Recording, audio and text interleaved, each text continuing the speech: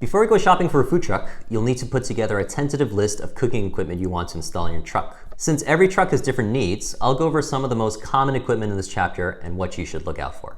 Generator. To choose the correct generator, you'll need to make a list of all the other equipment on your truck and calculate the maximum electric pull. You also need to account for things like overhead lights, exhaust fans, security cameras, POS system, among others. If possible, you should try not to get close to the maximum pull for your generator because it'll very quickly die. Our food truck is actually on our 4th generator in only 3 years. And a big part of this was that we didn't know how to properly care for a generator in the beginning. But even after we started taking the proper steps, our electric load was just way too high for the generator to handle. I cover generator and other equipment maintenance towards the end of this course. I recommend Honda generators because they have the most favorable reviews and are generally pretty well built. We use the Honda EU7000IS, which is one of the biggest models they sell. The price of generators tends to go up a bit every year, so try to purchase one before the end of the year. Also, keep an eye out for deals. Our generator normally costs over $4,000. But when we were on our 2nd generator, we found a site that had a promotion on Honda generators, and we were able to buy our 3rd one for about $3,600 before tax. This was before we even needed the 3rd one, but we figured it would be good to buy just in case the 2nd one failed. And it did fail about 6 months later. One final thing to keep in mind is to check where there's an authorized repair center specifically for your branded generator. For example, in New York City, there are several authorized Honda dealers, but only one authorized Honda repair center for generators. If you choose a brand that doesn't have any authorized repair centers near you, it'll be a huge pain when your generator breaks down. Refrigerators and freezers. These are pretty self-explanatory, so just read as many reviews as you can for the specific models you pick up. Ideally, you want to buy a fridge or freezer with warranty that covers not just the condenser, but also things like the rubber seal, also called the gasket, which runs along the edge of the door, and the electronic temperature display if it has one. The rubber seal will eventually start to come loose, which means cold air can leak out and hot air can get in. Fortunately, this is a pretty easy fix that you can do yourself if you can order a replacement. The electronic display is an expensive fix that will require a technician, unless you have experience replacing these sorts of things. The display breaks for no reason. Expect to pay something like $300 or more for a new panel, plus labor. Finally, condenser failure means the unit is either low or out of refrigerant gas, which is pretty cheap. Or the actual condenser has a problem, which is very expensive. If the motor fails, you're better off purchasing a new fridge or freezer because a new motor plus labor will cost almost as much as a new fridge or freezer. Surely you can't be serious. I am serious. And don't call me Shirley.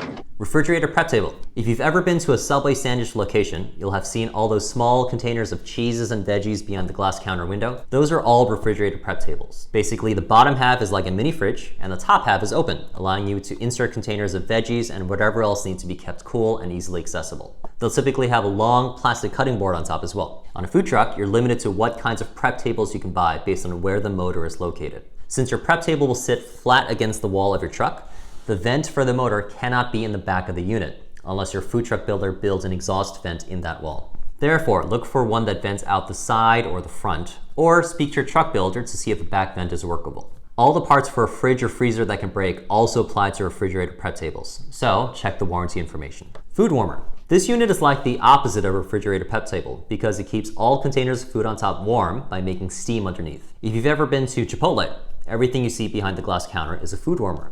In the morning, they'll cook all the food, put them in large metal bins, and then insert them into the tops of the food warmers.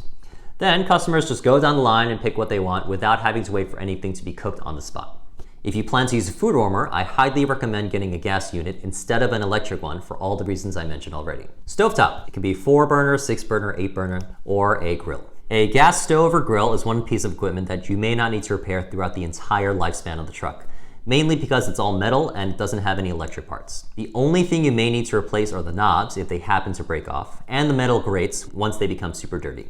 You don't need to buy a Wolf or a Viking. Save your money and stick with one of the more mainstream brands. Gas equipment is more about how well you maintain them rather than how fancy the brand is. Also, unless you have a very good reason, such as not being able to use propane gas in your area, never purchase an electric or induction stove for a food truck. They're very expensive, they'll kill your generator, and they're much more likely to break than gas stoves. Griddle. An electric griddle won't pull as much electricity as an electric stovetop. So if you don't have a choice, it's not the end of the world. However, I generally recommend gas cooking equipment because you want to prolong the life of your generator as much as possible. Plus, gas equipment generally lasts longer and is more powerful. Deep fryer. No freaking way. The fryer later. Oh, I am so taking this. Uh-oh. Again, stick with gas. If you plan to do a lot of frying, check the BTU rating because it'll determine how quickly the oil temperature will go back up to what you set it to after you drop food in. Back in 2018, the Washington Post wrote a great article that explored the different costs and challenges associated with starting a food truck in DC. It features 6 different food truck owners and how they laid out the interior of the trucks to suit their specific needs. Check out. Check it out! Don't worry about finding the exact model of each piece of equipment for now. But you should have a general idea of what you need because whoever's building out your truck will need to calculate space requirements for other truck essentials like sinks, prep tables, overhead storage, propane hookups, and ventilation. Is there a major difference between high-end brands and other brands? Unless there's a very specific feature that the higher-end brand offers. The brass part of the burner is slanted, not straight down, and the flame holes are staggered, high-low, which allows the flame to curl under the burner cap. You're better off saving that money for something else. Stuff will probably break at the same rate, whether it's a $5,000 fridge or a $2,000 one. As long as you're not buying a piece of equipment from a completely unknown brand, it won't really make a difference, mainly because everything you buy will be used on a food truck. If you read the fine print, many manufacturers will either not provide warranty coverage or will greatly shorten the length of the coverage if the unit is used in a mobile food operation or it's been modified in any way. Of course, for your equipment to fit into the confines of a food truck, parts of it may have to be modified. Also, the fact that your equipment is on a moving truck means it's constantly jumping up and down when the truck is in motion.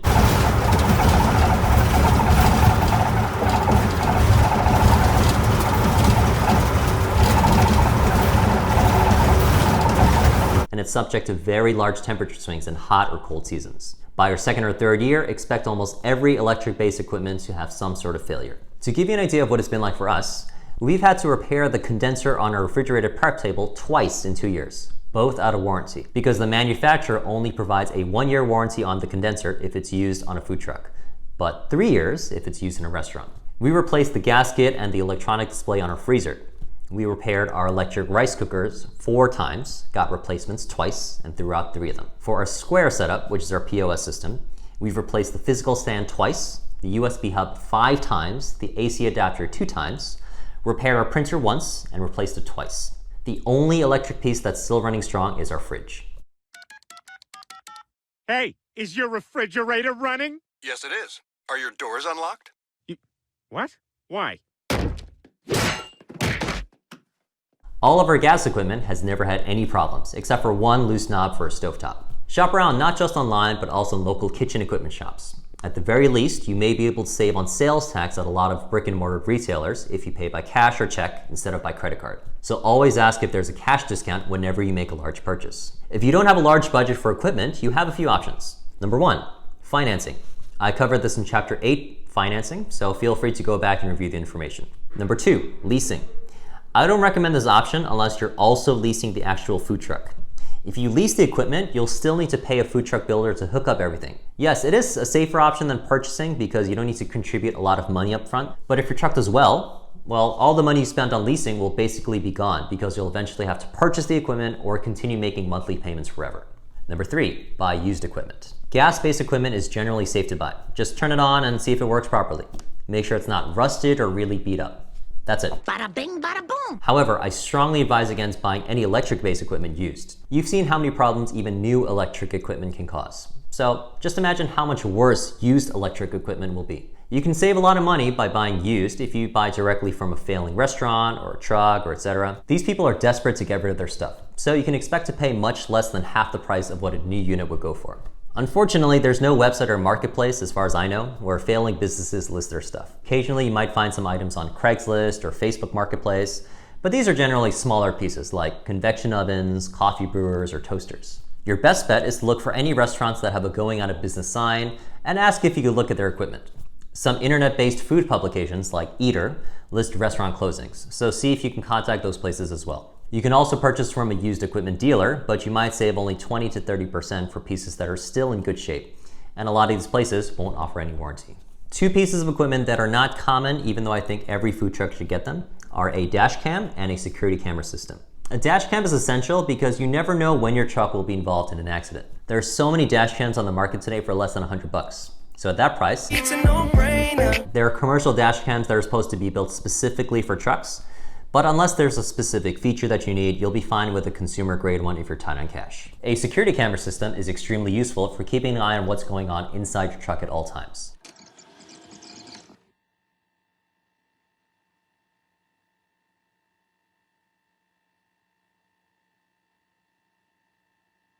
It can be used to catch thieves, or if you're involved in a car accident, it can capture the crash in multiple angles. Ideally, you want an 8-camera setup with 3 or 4 pointing inside and 4 or 5 pointing outside. You can also get one that backs up all the data to the cloud, but these models are more expensive and they usually have ongoing monthly costs. We've used our camera system to witness our tip jar being stolen on 3 separate occasions, and a burglar who broke into our truck at our commissary overnight.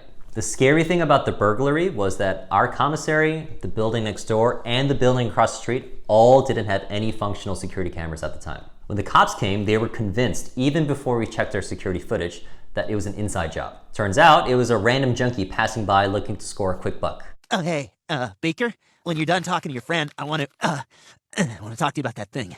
But without the camera system, we might have believed it was an inside job even till today. So now that we covered equipment, let's figure the cost between $10,000 to $20,000, but keep in mind it can be financed. So on the low end, we now have $16,475, and on the high end, we have $47,725.